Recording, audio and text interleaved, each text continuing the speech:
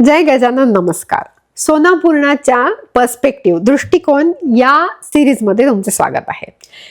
आजचा आपला हा व्हिडिओ खरं खूप इमोशनल असणार आहे, कारण कालच आम्ही इथे महाराष्ट्र मंडळाने आम्हाला MMOSF तर्फे एक मराठी चित्रपट दाखवला आशा नावाचा, आणि त्यामध्ये ह्या ज्या आशा सेविका आहे त्यांची एकूण जी काही डे टू डे त्यांचं आयुष्य आहे, त्यांची कशी परिस्थिती आहे घरातून किंवा त्यांना कसं वागवलं जातं ह्याच्याबद्दल सगळी माहिती दिली आहे. आणि महाराष्ट्र मंडळाच्या ज्या प्रेसिडेंट आहेत त्यांनी मला त्याच्यासाठी एक व्हिडिओ करायला लावला, तो कारण आपल्याला प्रमोट करायचं होतं ते एक कार्य त्यांचं, त्यासाठी तो व्हिडिओ केला आणि तो तुम्ही नक्की बघा. आणि त्याच्यामधनं तुम्हालाही कळेल की कशा स्त्रिया दुसऱ्या स्त्रियांसाठी काम करतात जेव्हा स्वतःला घरी सपोर्ट नसतो. आणि फार मालती या कॅरेक्टरची फार सुंदर स्टोरी त्याच्यामध्ये त्यांनी सांगितली आहे. आज मी त्या मूवीचं काही प्रमोशन करण्यासाठी नाही हा व्हिडिओ करत आहे.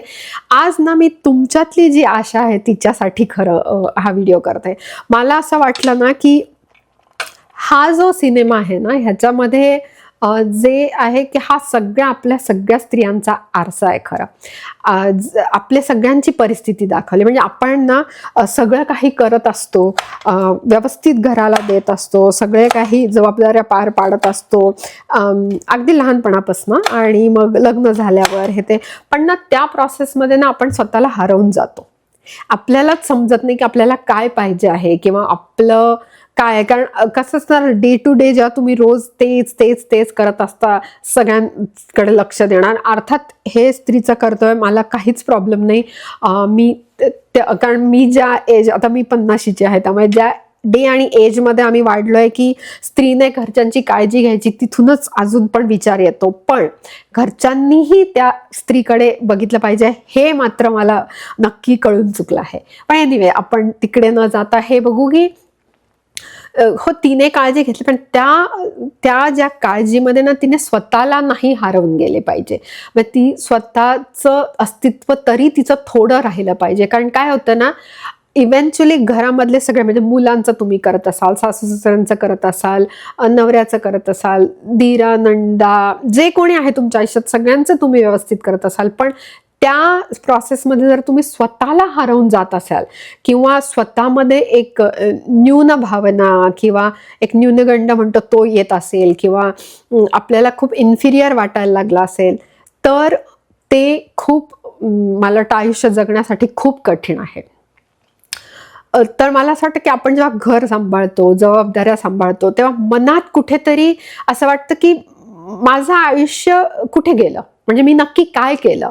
आणि मग जर तसं वाटायला लागलं असेल तर तुम्ही अगदी राईट ठिकाणी आहे. कारण इथे मी असेच सगळे इश्यूजवर बोलून आणि आपण ह्याच्यातनं मार्ग काढणार आहात. कारण मी सांगते की आम्ही जेव्हा इथे US मध्ये आलो तेव्हा जवळजवळ 15 वर्ष माझ्याकडे विजा नव्हता. आणि माझी आई आयुष्यभर सर्व्हिस करत होती, ती जॉबमध्ये होती, घरामध्ये आमचं तसं वातावरण होतं. त्यामुळे जेव्हा मला काम इथे येऊन काम नाही करू शकत किंवा आता घरी राहून काय करू शकतो, कारण इथे आजूबाजूला आपले नातेवाईक नसतात, कोणाकडे जाऊन काही बोलू शकत नाही. आम्हाला माहिती नव्हतं कधी माझं वर्क परमिट येईल किंवा कधी मी काम करू शकेल.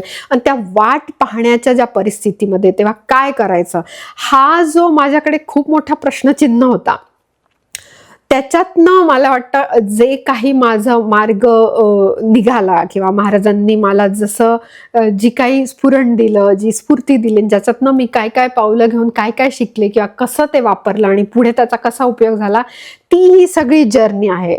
मला ह्यातनं एवढंच सांगायचं की म्हणजे मी कोणी ग्रेट आहे किंवा ह्यातनं वेगळं काय घडलं, त्याच्यापेक्षा मला हे सांगायचं की त्या काळामध्ये मला एक गोष्ट नक्की शिकायला मिळाली की आयुष्य बदलण्यासाठी परिस्थिती बदलायची गरज नसते लगेच.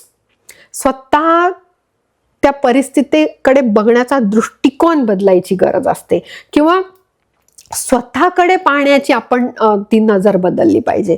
आता मी जे तुम्हाला सुरुवातीला म्हटलं की त्या आशा मूवीमध्ये पण जे कमला नावाचं कॅरेक्टर असतं की तिथे ती तिला कॉन्फिडन्सच नसतो की तिला डिलिव्हरीला जायचं आहे, पण तिच्या घरून तिला तेवढा सपोर्ट नसतो, पण त्यांना तिची डिलिव्हरी घरीच करायची असते, अशी थोडीशी ती स्टोरी आहे. आणि जेव्हा ही मालती जी आहे ती तिला पुश करते की नाही, तू स्वतःसाठी उभं राहायला लागेल, तुला काहीतरी करावं लागेल, तरच तुझे यातनं मार्ग निघतील.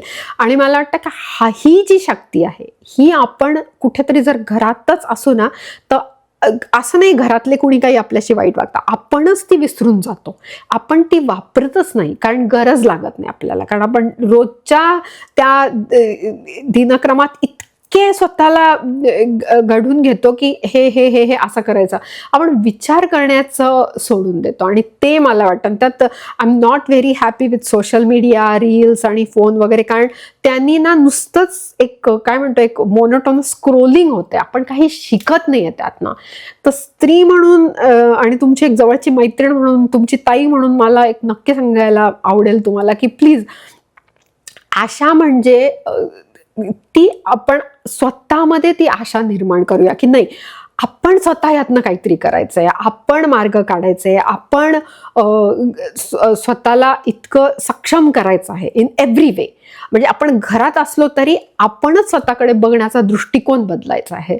आणि ते मला सांगावं असं वाटतं. आणि या सिनेमात थ्रू तर मला ते अजूनच असं काय म्हणतो प्रकर्षाने जाणवलं की स्त्री म्हणून आपल्याला खरंच देवाने एवढी दैवी शक्ती दिलेली आहे ना, ती स्त्री शक्ती किंवा ती देवीची शक्ती आहे, आपण ती खरंच चांगल्या रीतीने वापरायला पाहिजे आणि आपण बरंच काही करू शकतो.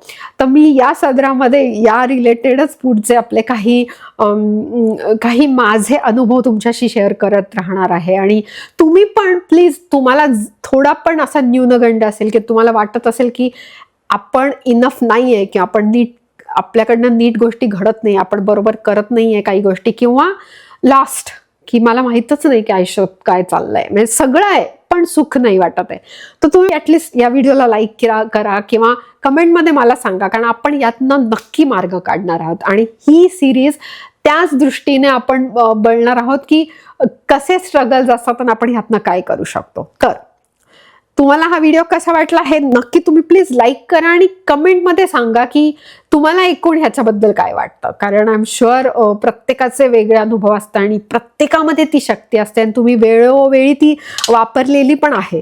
फक्त ना कधी कधी आपल्यालाच विसर पडतो की आपण किती गोष्टी किती चांगल्या प्रकारे करू शकतो. एक लक्षात ठेवा, आशा म्हणजे वाट पाहणं नाही, आशा म्हणजे जिथे आहे, ज्या परिस्थितीत आहे तिथूनच नवीन सुरुवात करणं. तर आपण लवकरच या सदरामध्ये खूप काही गोष्टी शेअर करणार आहोत आणि अगदी मनमोकळ्या गप्पा मारणार आहोत, पण ते तेव्हा शक्य आहे जेव्हा तुम्ही कमेंट्समध्ये माझ्याशी तुमचे स्ट्रगल शेअर कराल. तर तुम्ही नक्की शेअर करत राहा आणि पुन्हा भेटूया.